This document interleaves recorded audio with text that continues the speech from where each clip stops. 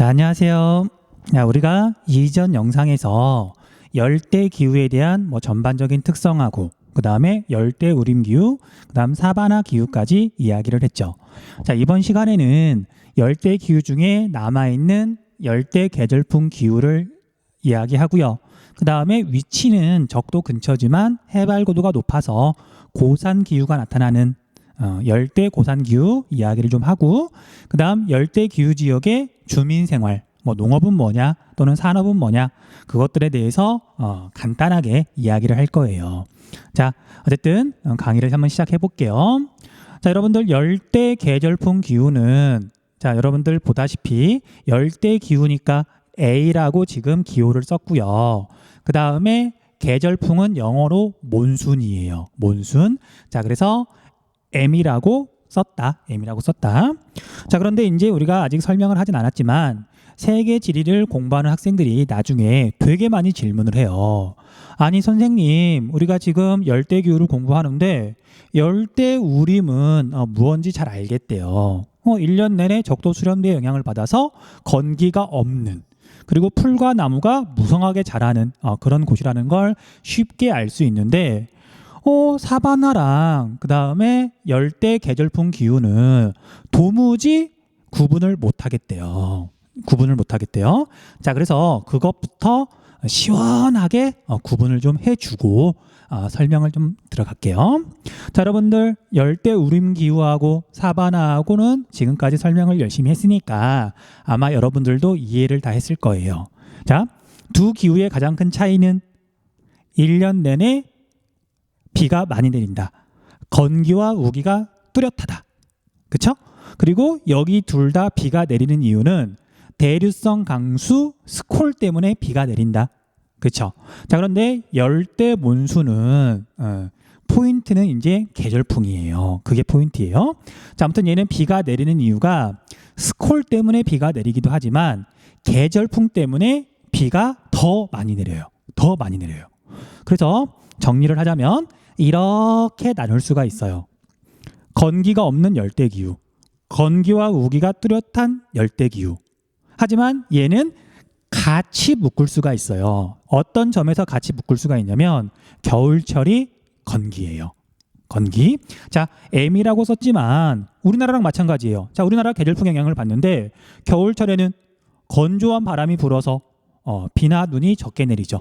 이건 열대기후도 마찬가지예요. 자, 그것까지 시험에서 물어보진 않지만 조금 이따가 좀 자세히 설명을 해줄 거거든요. 알면 재밌으니까. 재밌으니까요. 자, 그래서 공통점은 둘 다 건기와 우기가 뚜렷하고 그 다음에 M이라고 써 있지만 겨울철이 건기다. 그리고 이제 얘는 스콜과 함께 바다에서 불어오는 습한 바람 때문에 여름철의 비가 사바나 기후보다 훨씬 많이 내린다. 됐죠? 건기와 우기가 뚜렷한 건 마찬가지지만 여름철에 건기란다. 강수량이 훨씬 더 많기 때문에 이렇게 표현하는 거예요. 열대 우림 기후와 사바나 기후의 중간 형태다. 이 정도로만 알고 있으면 되고요. 실제로 이제 고등학교 과정에서 어떤 기후 그래프가 주어졌을 때 얘가 사바나 기후인지 열대 계절풍 기후인지 구분하는 건 불가능해요. 그래서 시험 문제에서도 이거하고 구분하는 문제는 나오지 않아요. 고백하건대 사실 지금까지 딱 한 번 나온 적이 있어요. 그것도 평가원 모의고사에서. 근데 그게 13년인가 그렇거든요. 지금으로부터 한 7년 전쯤에 나왔다가 욕을 진짜 엄청 얻어먹었어요. 어떻게 고등학교 시험 문제에서 이런 자료를 낼 수가 있냐면서. 그래서 그 뒤로 한 번도 나온 적이 없고 앞으로도 나올 일은 없으니까 이걸 굳이 이제 구별할 필요는 없다. 물론 공식에 의해서 나뉘지만 그건 쾌펜처럼 기후학자들이나 하는 거고 고등학생들은 굳이 나눌 필요가 없다. 다시, 건기가 없이 1년 내내 비가 많이 내리는 열대 우림, 그 다음에 건기와 우기가 뚜렷하고 둘 다 겨울철이 건기고, 하지만 얘는 스콜 때문에 비가 내리고요. 얘는 스콜과 함께 바다에서 불어오는 습한 계절풍 때문에 비가 더 많이 내리기 때문에 용어로 이렇게 지금 서로 구분해서 썼고요. 설명에서도 이 정도로 구분을 한다. 열대우림과 사바나의 중간 형태가 열대 몬순이다. 그렇게만 마무리를 지으면 돼요. 됐죠? 선생님 믿고 이 정도만 구분하시면 돼요. 자, 그런데 여기까지 이렇게 설명을 했어도 이제 정말 원리를 탐구하는 친구들은 궁금해해요. 아니, 건기와 우기가 뚜렷한 왜 사바나와 열대 몬순을 굳이 나누었느냐? 왜 나누었을까?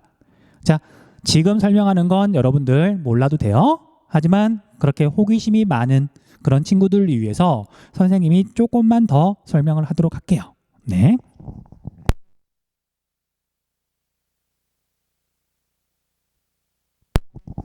자, 이제 위성 사진인데 여러분들은 앞으로 습관적으로 어떤 이렇게 지도가 나오거나 위성 사진이 나오면 적도를 그려야 돼요. 이건 무조건이에요. 그냥 그리시면 돼요. 자, 그래서 적도랜다. 아프리카에서 여기 움푹 들어간 기니만, 여기 육지보다 조금 아래쪽이라 그랬죠. 그리고 여기 아프리카 동쪽에 보면 이렇게 빅토리아호가 있는데 빅토리아호 북쪽 끝을 적도가 지나가요. 자, 그리고 여기에 있는 싱가포르, 여기가 싱가포르거든요. 싱가포르는 위도가 북위 1도쯤 돼요. 그냥 싱가포르가 적도에 있다. 그렇게 생각해도 되겠죠.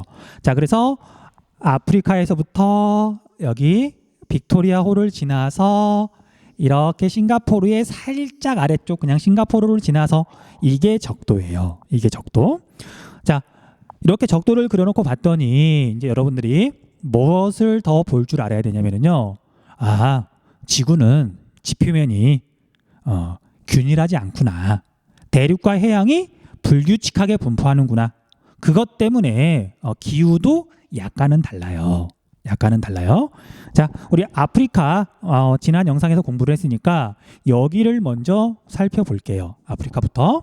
자, 아프리카 같은 경우에는 이제 적도 수렴대가 7월 달에는 북쪽으로 올라오고 그다음에 1월 달에는 남쪽으로 내려가죠.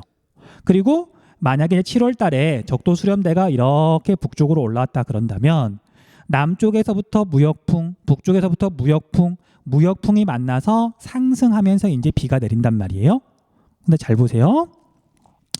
적도 수렴대가 이렇게 있으면 적도 수렴대를 기준으로 남쪽이든 북쪽이든 전부 대륙이죠. 그렇죠?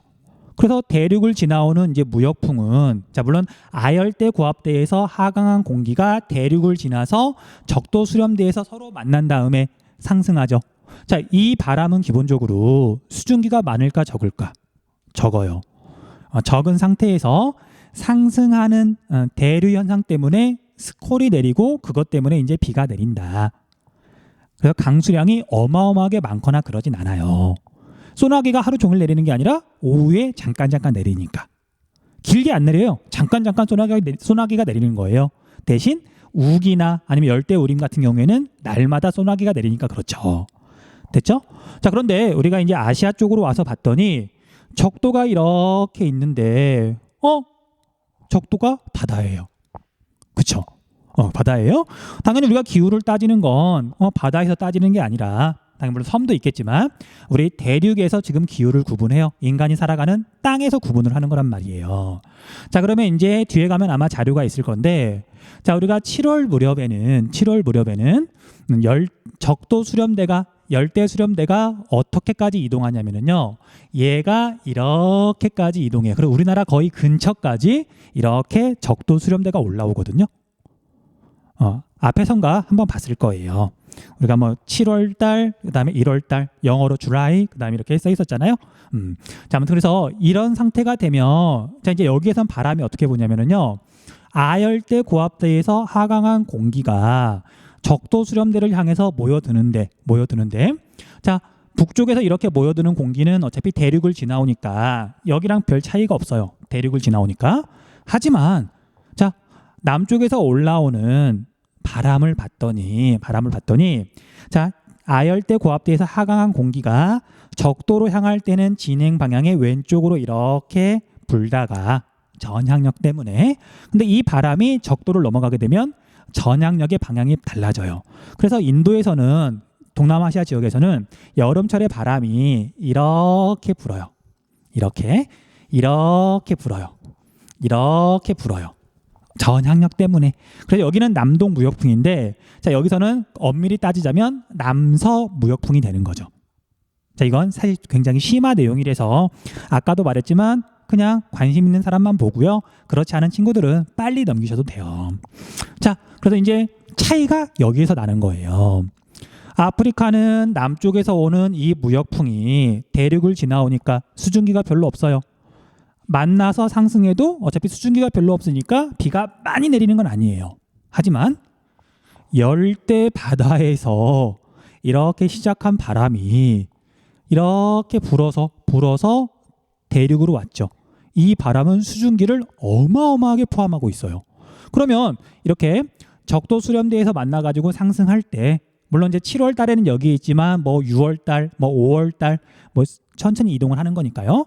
자, 그래서 여기에서 적도 수렴대 때문에 비가 내리는 경우에는 여기서 내릴 때의 비보다 훨씬 더 많이 내리는 거예요. 바다에서 수증기가 공급이 되니까. 이해돼요? 그래서 나중에 여러분들 기출문제를 많이 보다 보면 사바나 지역 기후 그래프도 나오고 그 다음에 열대 계절풍 기후 지역 그래프도 나오는데 어차피 건기 때는 똑같아요. 대륙에서 불어오는 건조한 바람 때문에 비가 안 내린다. 하지만 우기 때는 수증기량이 별로 없지만 여기는 수증기량이 어마어마하게 많다. 그래서 우기 때 강수량을 보면 사바나 기후 지역은 월 강수량이, 자 이거 외울 건 아니고요. 나중에 혹시라도 보게 되거든 참고하라고요. 월 강수량이 우기 때 월 강수량이 200mm 정도예요. 200mm 정도. 근데 그에 비해서 이쪽 열대 계절풍 기후 지역에서의 월 강수량은 어마어마하게 많아요. 뭐 400을 우습게 넘어가기도 하고요. 심지어는 월 강수량이 2000mm를 넘는 지역도 있어요.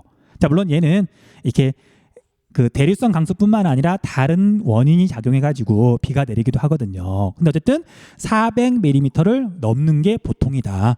열대 계절풍 기후 지역 우기 때는. 됐죠? 그 차이도 지금 이렇게 설명을 했어요. 그래서 여러분들은 그냥 이렇게만 알고 있으면 돼요. 굳이 기억하려면, 자 지구 표면은 균일한 게 아니기 때문에 적도를 기준으로, 적도는 바다고 다른 쪽에 육지가 있는 경우 우기 때, 계절풍의 영향을 받는 우기 때 비가 어마어마하게 내린다.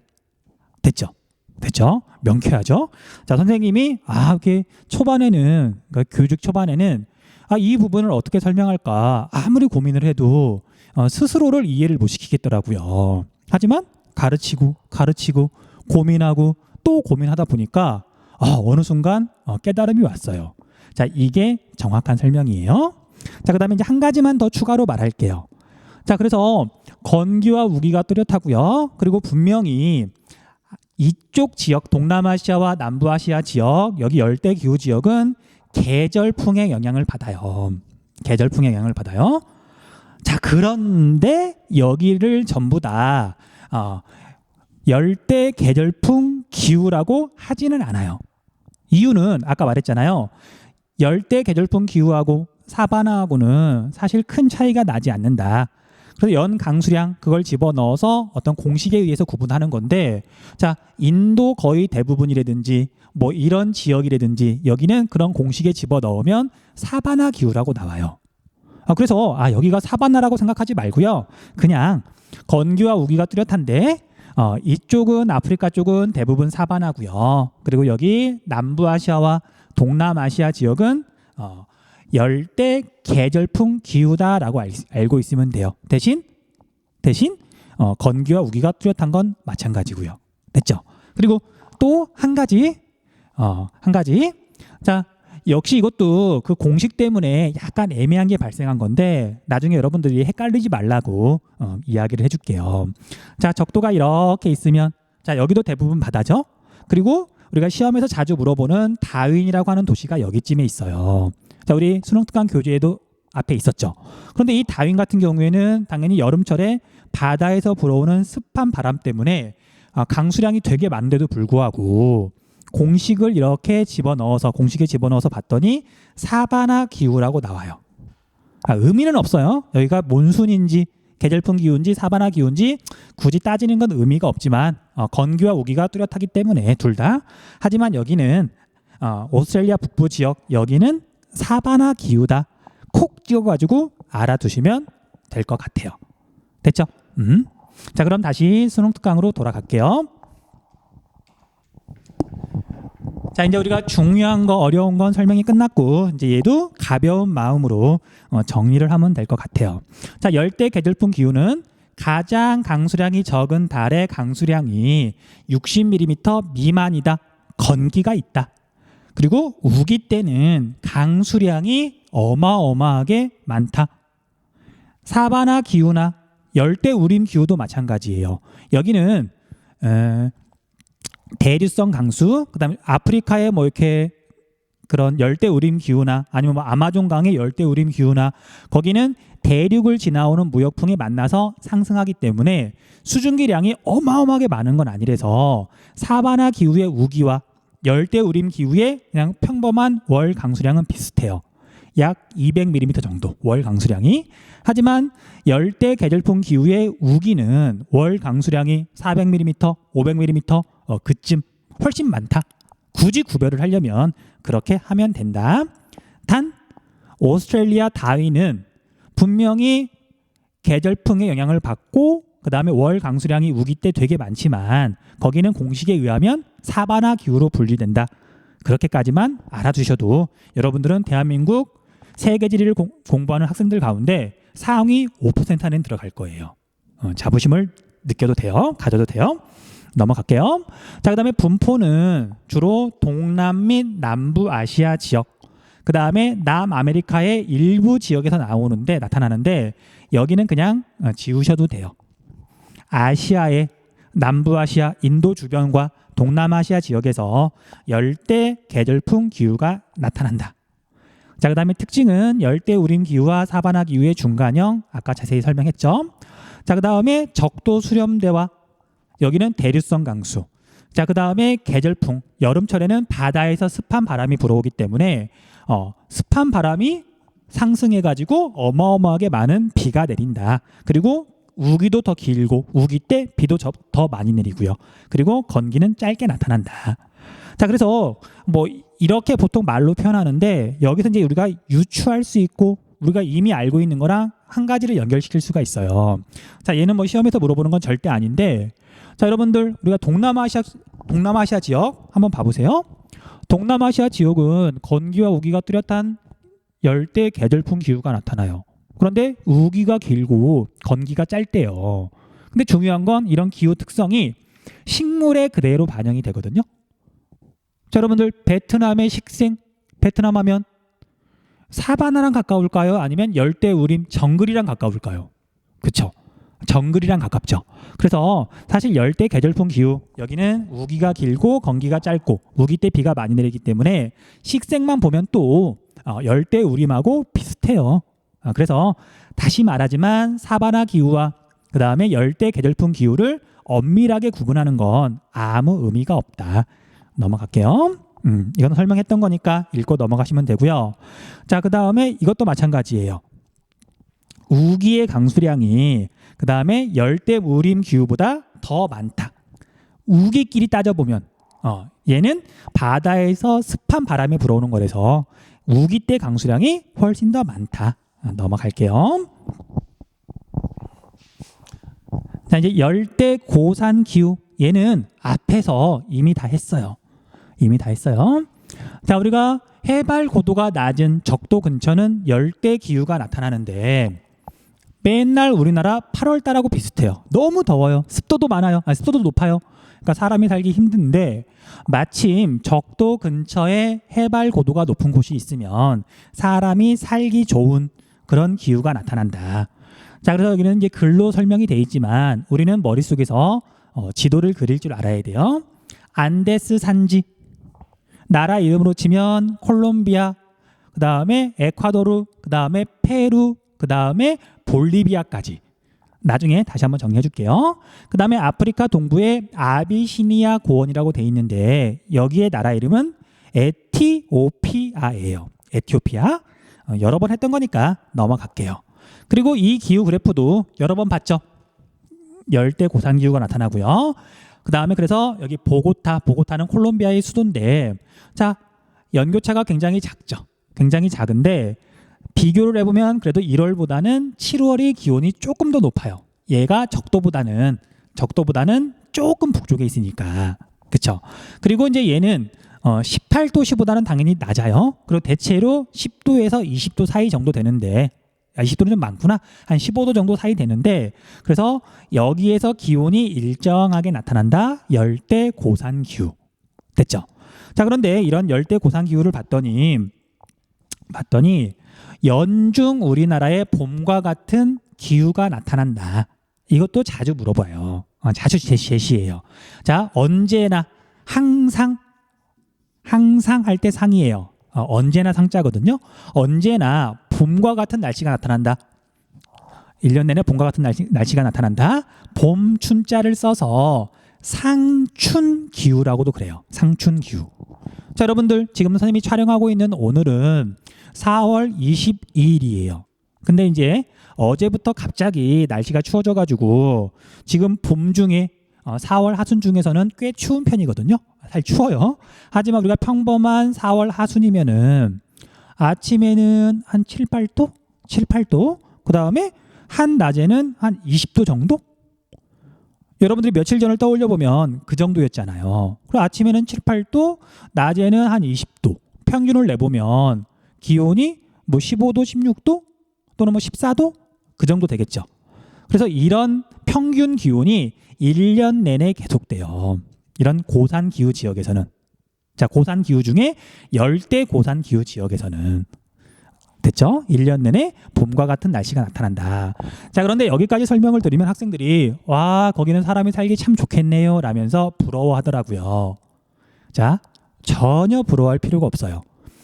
자, 평균 기온을 내봤더니 그냥 우리나라 늘 4월 중순, 뭐 4월 하순하고 비슷하지만 평균을 냈더니, 하지만 여기는 일교차가 어마어마하게 크게 벌어져요. 일교차가. 연교차는 되게 작은데 봄, 여름, 가을, 겨울은 없고 늘 봄과 같지만 하루를 놓고 보면 일교차가 어마어마하게 벌어진다. 자, 이제 앞에서 한번 설명했었어요. 일교차를 결정하는 건 뭐다? 우리나라 장마철은 일교차가 작고 우리나라 환절기 봄, 가을은 일교차가 크다. 공기 중에 수증기가 얼마나 많이 있느냐. 그래서 전 세계에서 사막, 특히 사하라 사막이 제일 일교차가 크다 그랬잖아요. 수증기가 적으니까. 자, 해발고도가 높은 고산 지역은 공기 자체가 희박하죠. 그리고 수증기는 약간 무거운 편이거든요. 그러니까 해발고도가 높은 곳은 공기도 적고 수증기도 적어요. 일교차가 크게 벌어지겠죠. 그렇죠? 그래서 여기는 평균을 내면 늘 봄이지만 하루 동안 이렇게 기온 변화를 보면 해 뜨기 직전이 제일 춥거든요. 해 뜨기 전은 겨울이에요. 심지어 얼음도 얼어요. 그러다가 이제 아침이 돼서 해가 뜨면 기온이 급격하게 올라가기 시작해가지고 한낮이 되면 우리나라 초여름하고 비슷해요. 그냥 가만히 있어도 뭐 땀도 좀 나고요. 그 다음에 자외선도 되게 강하고 해발고도가 높으니까. 그리고 다시 오후가 되면 기온이 급격하게 떨어지기 시작해가지고 밤이 되면 다시 겨울이 돼요. 그래서 여기는 평균을 내면 봄이지만 하루 동안 기온 변화를 보면 봄, 여름, 가을, 겨울이 다 있어요. 사람이 살기 좀 힘들겠죠. 되게 힘들어요. 힘든 지역이에요. 자, 그래서 여러분들 안데스 산맥에 사는 그 원주민들 있죠. 그분들은 이제 옷을 어떻게 입냐면 두툼한 거 하나를 입는 게 아니라 얇은 거 여러 겹을 껴입어요. 그래서 새벽에 추울 때는 다 입고 있고요. 여름이 된다. 한낮에 기온이 올라가면 하나씩 이렇게 벗는 거죠. 그리고 한낮에는 거의 반팔 입고 돌아다녀요. 밤이 되면 다 껴입고. 참 불편하죠. 자, 아무튼 너무 부러워하지 마시고요. 그냥 이런 지역이 있더라. 자, 보고타는 콜롬비아 수도고요. 키토는 에콰도르의 수도. 쿠스코는 옛날 잉카 제국의 수도예요. 오늘날 페루에 있어요. 라파스는 얘가 볼리비아의 수도고요. 그 다음에 아디스 아바바는 에티오피아의 수도예요. 자, 이거 수도 이름은 외울 필요는 없고 그냥 우리가 지금까지 살펴봤던 나라들이다. 정도만 기억하시면 될 것 같아요. 자, 이제 우리가 어려운 내용은 다 했고요. 우리가 주민 생활은 굉장히 쉽거든요. 더 빨리 나갈게요. 더 빨리. 자, 열대 기후 지역. 자, 가옥을 봤더니 사람이 집을 짓고 사니까. 자, 열대 우림하고 열대 계절풍, 몬순 기후 지역은 우기가 굉장히 길거나 아니면 아예 건기가 없으니까 나무가 되게 잘 자라죠. 청글. 그러다 보니까 집을 나무로 지어요. 나무로. 그 다음에 더우니까 개방적이죠. 바람 좀 통하라고. 그 다음에 땅에는 막 습기도 많고 스콜이 자주 내리니까 그다음에 벌레도 많고 그러니까 여기 왼쪽 위에 있는 그림처럼 땅 위에서 일정 이상 띄운 다음에 그 곳에 집을 짓는다. 이런 집을 고상가옥이라고 불러요. 고상가옥. 그 다음에 지붕의 경사는 되게 급해요. 자, 비가 내리고 그 다음에 집을 대부분 나무로 짓는데 그리고 기온이 높죠. 그런데 이제 빗물이 잘 흘러내리지 않으면 경사가 완만하거나 아니면 평평하게 지어가지고 그럼 나무가 금방 썩어버리잖아요. 그래서 빗물이 금방 흘러내리라고 우리가 열대 기후 지역, 열대 우림, 열대 계절풍 기후 지역은 가옥의 경사가 굉장히 급하다. 자, 여러분들 정글의 법칙이라는 프로그램 보면 아마 자주 나올 거예요. 원주민들의 지붕이 굉장히 경사가 급했었죠. 넘어가시면 되고요. 그다음 사바나 기후 지역은 여기는 건기 때 풀은 말라 죽고요. 그다음에 나무는 많이 살 수가 나무가 많으면 살 수가 없어요. 왜냐면 건기 때는 물이 없고 건기가 몇 달이나 지속되는데 나무가 당연히 살 수가 없는 거잖아요. 그래서 사바나 기후 지역 우리가 동물의 왕국을 보면 나무가 어떤 형태로 자라냐면요. 일단 큰 나무는 별로 없어요. 나무가 크다는 얘기는 물을 많이 필요로 한다는 얘기잖아요. 그렇죠? 나무가 대체로 작고 그다음에 나무가 듬성듬성 있어요. 나무가 많으면 당연히 물을 나눠서 먹어야 되는 거니까 살 수가 없으니까 나무가 띄엄띄엄 있다 보니까 여기서는 나무를 구하는 게 쉽지 않아요. 자, 그래서 풀은 쉽게 구할 수 있으니까 풀과 그 다음에 진흙으로 집을 짓는다. 그다음 자, 사바나 기후 지역에 사는 원주민들 한번 봐보세요. 원주민들.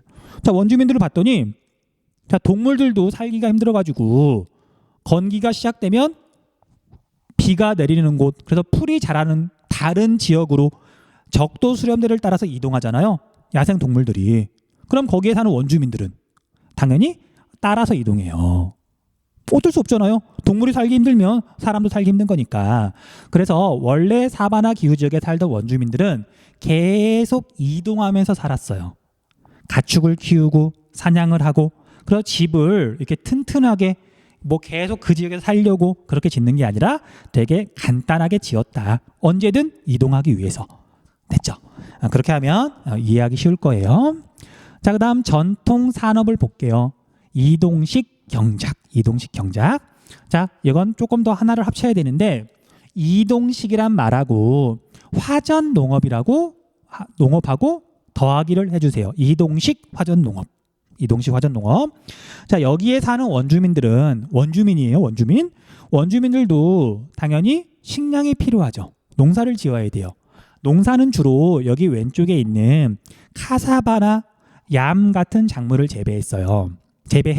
우리나라의 고구마, 감자 비슷하거든요. 역시 정글의 법칙이라고 하는 프로그램을 보면 자세히 나와요. 자, 그런데 이런 작물을 심으려고 봤더니 열대 기후 지역은 토양이 기본적으로 척박해요. 거름기가 별로 없어요. 워낙 기온이 높고 그 다음에 비가 자주 내리다 보니까 나뭇잎이나 식물 죽은 거나 동물이 죽은 거나 그런 것들이 금방 썩어버리고요.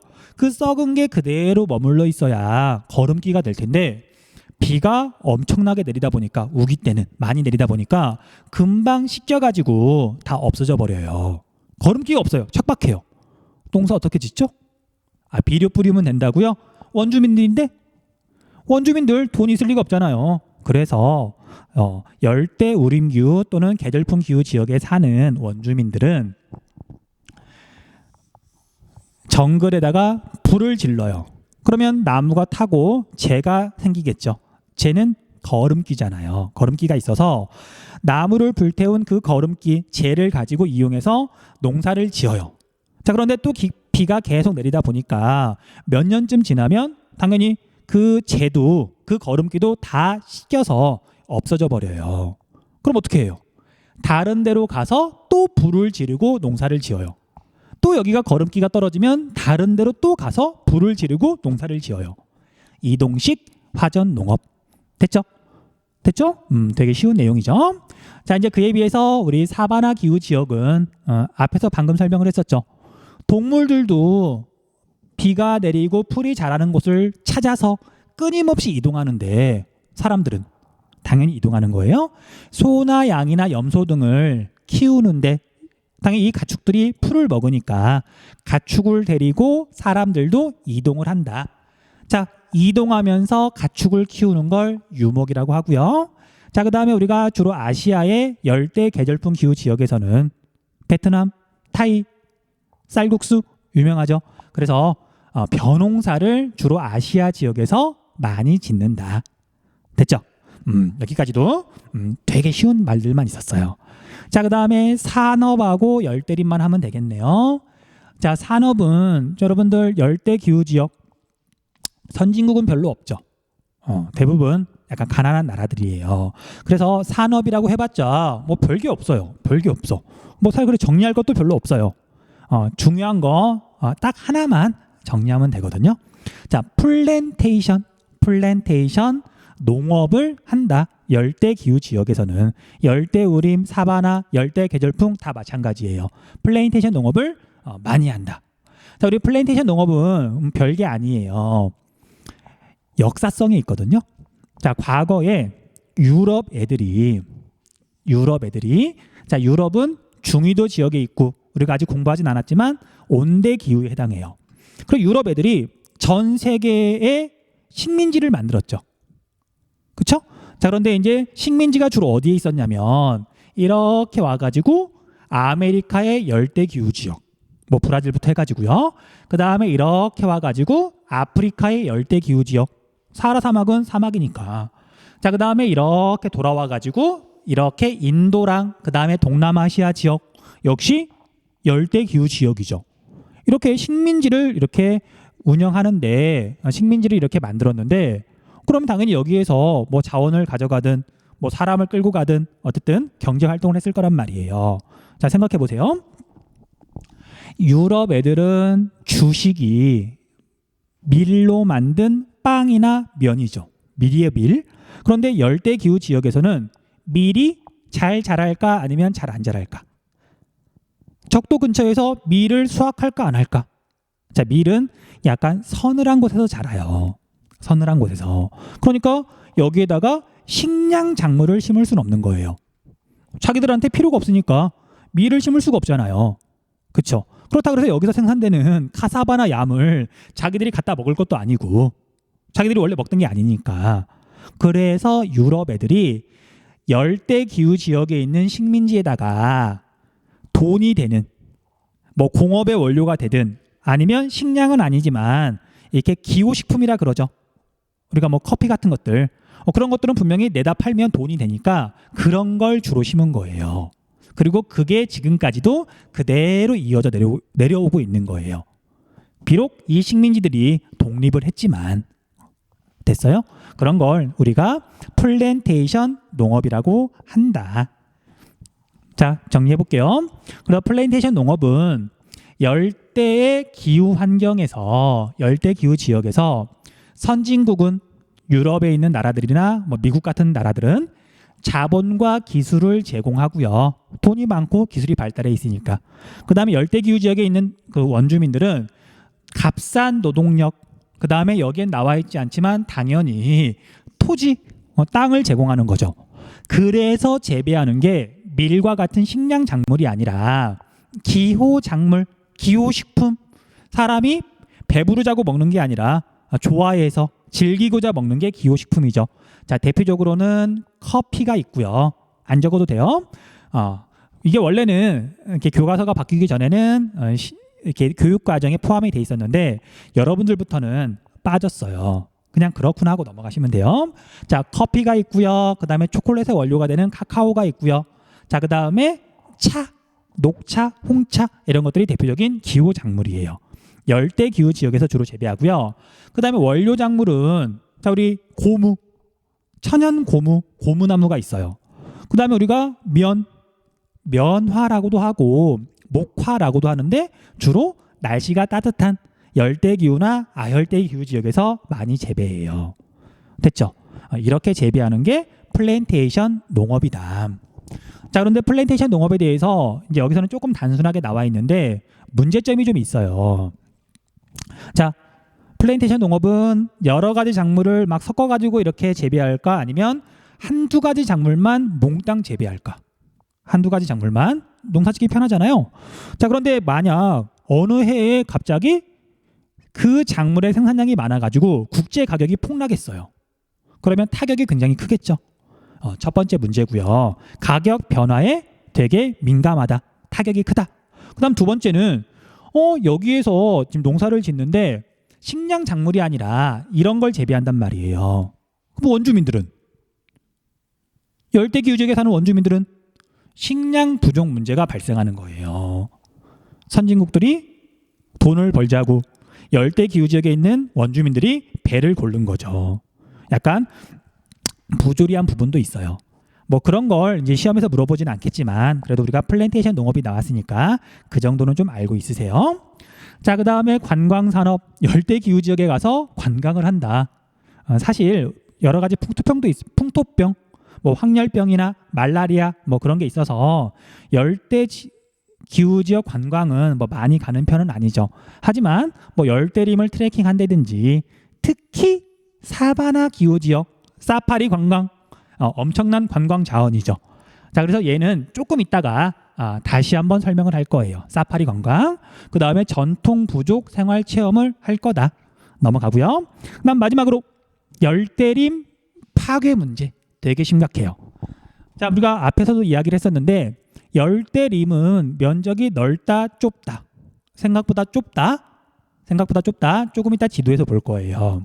자, 그런데 이 열대림은 정글은 워낙 많은 동식물이 살기 때문에 굉장히 많은 생물종이 있다. 근데 이게 만약에 파괴가 되면 유전자 정보가 당연히 줄어드는 거죠. 감소하는 거죠. 큰 문제일 수 있고요. 그 다음에 우리가 나무는 정상적인 이렇게 활동을 하게 되면 이산화탄소를 흡수하고 산소를 배출하죠. 그래서 우리가 보통 아마존강에 있는 밀림을 지구의 허파라고 부르잖아요. 지구 온난화를 막아주는 역할을 해요. 자, 그런데 이런 허파 역할을 하는 열대림이 많이 파괴가 되고 있죠. 정말 많이 파괴가 되고 있어요. 자, 그런데 여러 가지 이유 때문에 파괴가 되는데 그 중에 제일 심각한 게 방목지 조성이에요. 방목, 놓을 방자, 방학, 학을 놓는다는 얘기예요. 공부를 잠깐 쉰다는 얘기죠. 그래서 목축업을 하는데 놓아서 기른다는 얘기예요. 그걸 조성하기 위해서 열대림을 파괴한다. 자, 대표적인 나라가 브라질이고요. 자, 우리가 아마존 강 유역에 있는 열대림이 파괴되는 가장 큰 이유는 소를 키우기 위해서예요. 소. 그래서 전 세계에서 소를 제일 많이 키우는 나라가 브라질이에요. 놀랍게도. 그리고 그 브라질에서 키우는 소는 주로 햄버거 패티를 이용해요. 그래서 여러분들 나는 햄버거 되게 좋아하는데 지구 온난화를 심각하게 만드는 일을 하는 거예요. 그래서 정말 마음이 이렇게 약한 친구들은 이런 수업을 듣고 나면 햄버거를 아예 안 먹는 건 아니지만 피하더라고요. 그런 친구들도 있더라고요. 눈물 나게 고맙죠. 자, 아무튼 그래서 열대림 파괴 문제는 되게 심각한데 자, 그러면 열대림은 어디서 파괴되고 있을까? 아마존강 유역 당연하죠.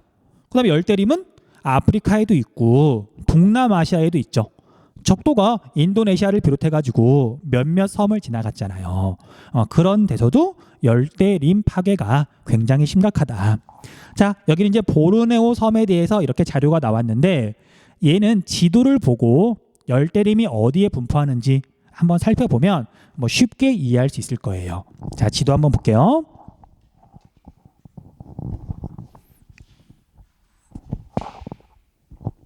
자, 글씨가 없어야 더 잘 보이니까.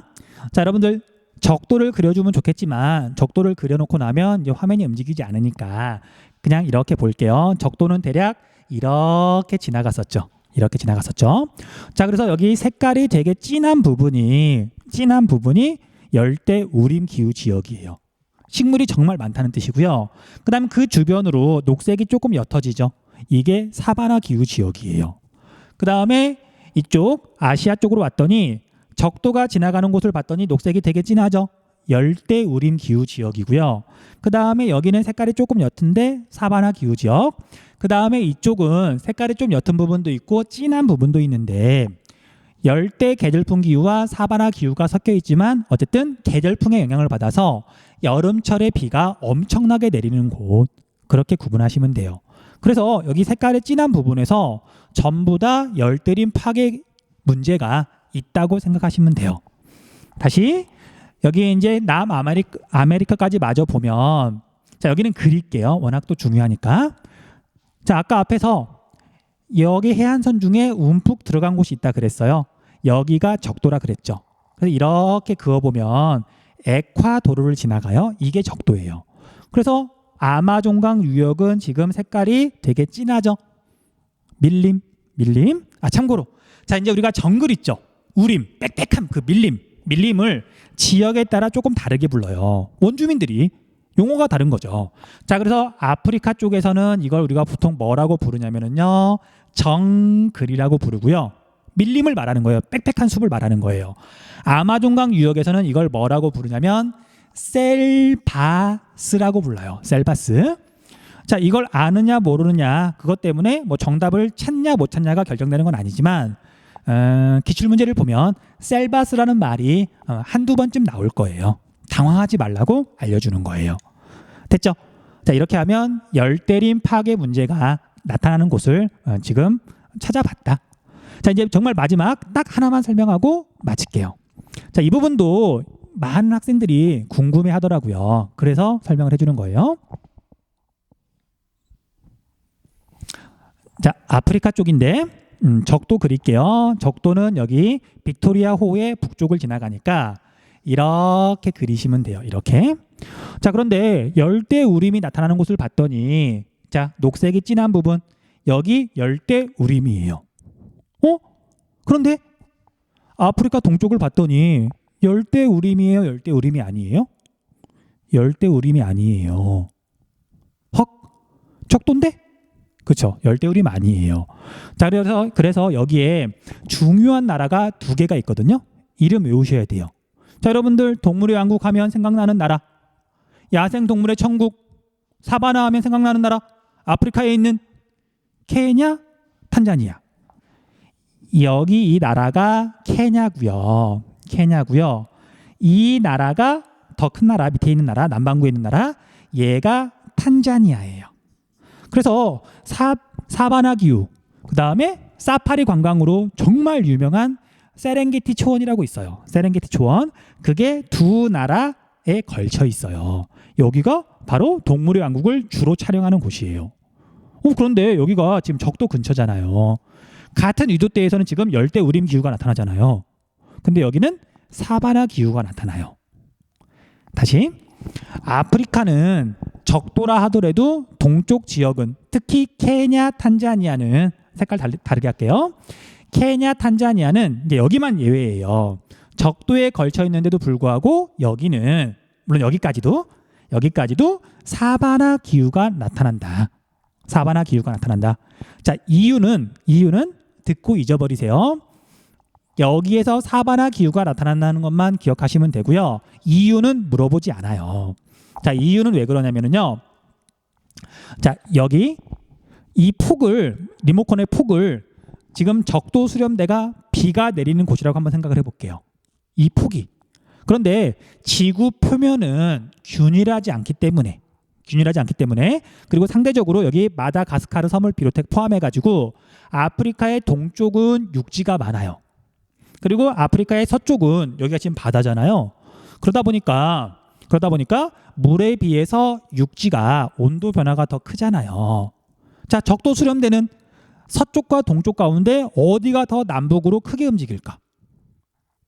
어디가 더 크게 움직일까? 여기 아프리카 동부 쪽에서 적도 수렴대가 훨씬 남북으로 많이 움직여요.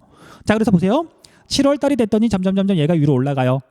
적도를 거의 벗어나지 않아야 되는데 위에 대륙이 많다 보니까 올라가요. 여기까지 올라가요. 비가 내리다가 여기까지 올라갔더니 비가 안 내리죠. 그렇죠? 그래서 우기가 있고 건기예요. 그 다음에 다시 1월 달이 되면 얘가 점점 내려가는데 비가 내리다가 마다가스카르 섬이 있어서 좀 많이 내려가거든요. 얼마만큼 내려가는지는 우리 앞에서 아프리카의 그 지도가 나왔었잖아요. 그거 보고 확인하시면 돼요. 점점 내려가는데 비가 내리다가 다시 건기예요. 그러니까 재밌게도 케냐, 탄자니아는 여기 지역은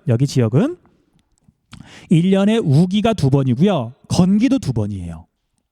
건기와 우기가 뚜렷하고 사바나 기후가 나타나는 거 맞고요. 하지만 건기와 우기가 2번이다. 기억 좀 해두세요. 자꾸 약속을 어기게 되는데 설명을 하다 보니까 하나만 좀 더 할게요. 정말 이거 빨리 끝날 거거든요. 몇 년 전 수능 문제에서 여기 지역을 물어봤어요. 적도가 지금 이렇게 지나가니까 고산기후, 여기는 고산기후, 여기는 열대우림기후. 그래서 여기다 대충 점을 하나 찍고요. A.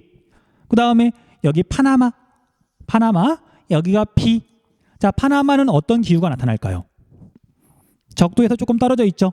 건기와 우기가 뚜렷한 사바나 또는 열대 계절풍 기후가 나타나겠죠.